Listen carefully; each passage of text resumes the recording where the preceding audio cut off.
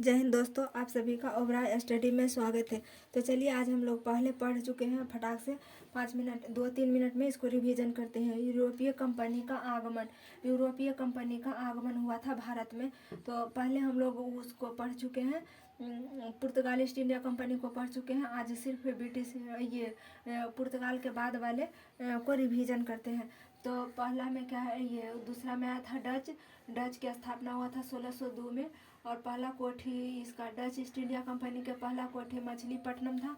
मछलीपट्टनम कोई मसूलीपट्टनम कहा जाता है। इसके डच का पहला कोठी आंध्र प्रदेश में था, मछलीपट्टनम या मसूलीपट्टनम में। और डच को जो है अंग्रेजों ने इनसे बेदरा के युद्ध में हरा दिया था। बेदरा पश्चिम बंगाल में पड़ता है। ये डच जो है हॉलैंड को रहने वाला था। उस समय हॉलैंड था, अभी इसका वर्तमान नाम नीदरलैंड है। Danish east India company. Danish east India company Denmark के कंपनी था और इसकी स्थापना हुआ था 1616 में। और इसका पहला कोठी त्रावणकोर था। त्रावणकोर मतलब ये तमिलनाडु में था। और फ्रांसीसी ईस्ट इंडिया कंपनी। फ्रांसीसी ईस्ट इंडिया कंपनी के स्थापना हुआ था 1664 में। और उस समय राजा था लुईस 14वां। और पहला कोठी सूरत में स्थापित किया था। और 1673 में पांडिचेरी के स्थापना किया था। फ्रांसिस मार्टिन ने, जो पहला गवर्नर था वहाँ का, फ्रांस का पहला गवर्नर था फ्रांसिस मार्टिन। इसी ने पांडिचेरी शहर के भी स्थापना किया था।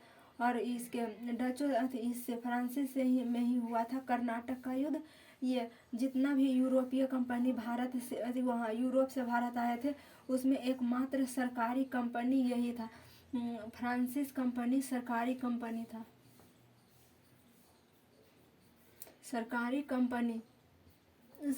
कंपनी था कौन? फ्रांसिस वाला।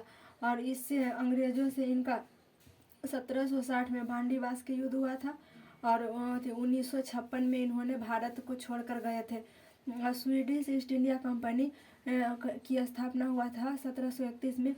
यह ज़्यादा दिन तक भारत में रहे नहीं, तुरंत भारत छोड़कर चले गए थे। और ब्रिटिश ईस्ट इंडिया कंपनी की स्थापना हुआ था 31 दिसंबर सन 1600 को। यहाँ की रानी थी एलिजाबेथ।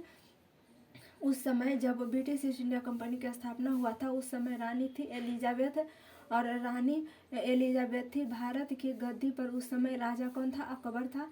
और ब्रिटिश के राजकुमार चार्ल्स द्वितीय का विवाह हुआ था। चार्ल्स द्वितीय का विवाह हुआ था पुर्तगाली के राजकुमारी कैथरीन से। कैथरीन से विवाह होने के बाद पुर्तगालियों ने मुंबई बंदरगाह दहेज में दे दिया था। पुर्तगालियों ने मुंबई बंदरगाह अंग्रेजों को दहेज में दे दिया था। और वहाँ के राजा ने इस दहेज वाले बंदरगाह को ये ब्रिटिश ईस्ट इंडिया कंपनी को भाड़े पर लगा दिया था।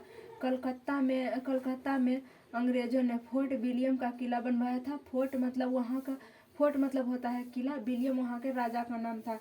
तो कलकत्ता में इसने फोर्ट विलियम का किला बनवाया था।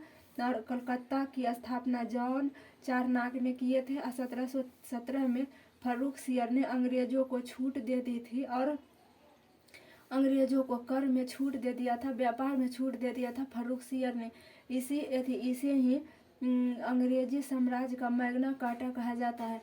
1757 में प्लासी के युद्ध के बाद अंग्रेजों को भारत में पैर पसारने का मौका मिला।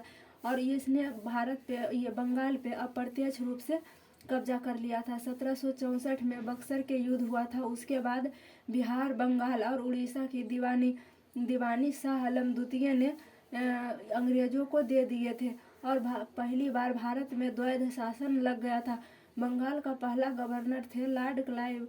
बंगाल में द्वैध शासन चालू हो गया था 1765 के। ये जो जब इलाहाबाद के संधि हुआ था, ये इलाहाबाद के संधि के समय बंगाल में द्वैध शासन लग गया था। और वॉरेन हेस्टिंग्स के उसके बाद यहाँ पे गवर्नर का शासन चलने लगा। उसके बाद वॉरेन हेस्टिंग्स गवर्नर बना था 1772 से लेकर 1885 तक। 1772 से लेकर 1885 तक वॉरेन हेस्टिंग्स गवर्नर बना था। यह भारत आने वाला सबसे लंबा कार्यकाल वॉरेन हेस्टिंग्स का ही था। और इसका समय इसी के समय में, वॉरेन हेस्टिंग्स के समय में 1773 में रेगुलेटिंग एक्ट पारित हुआ था। तो मिले इस वीडियो में आपको जो भी कमियां महसूस हुआ होगा इसे कमेंट बॉक्स में ज़रूर बताइएगा। मिलेंगे नेक्स्ट क्लास में। जय हिंद।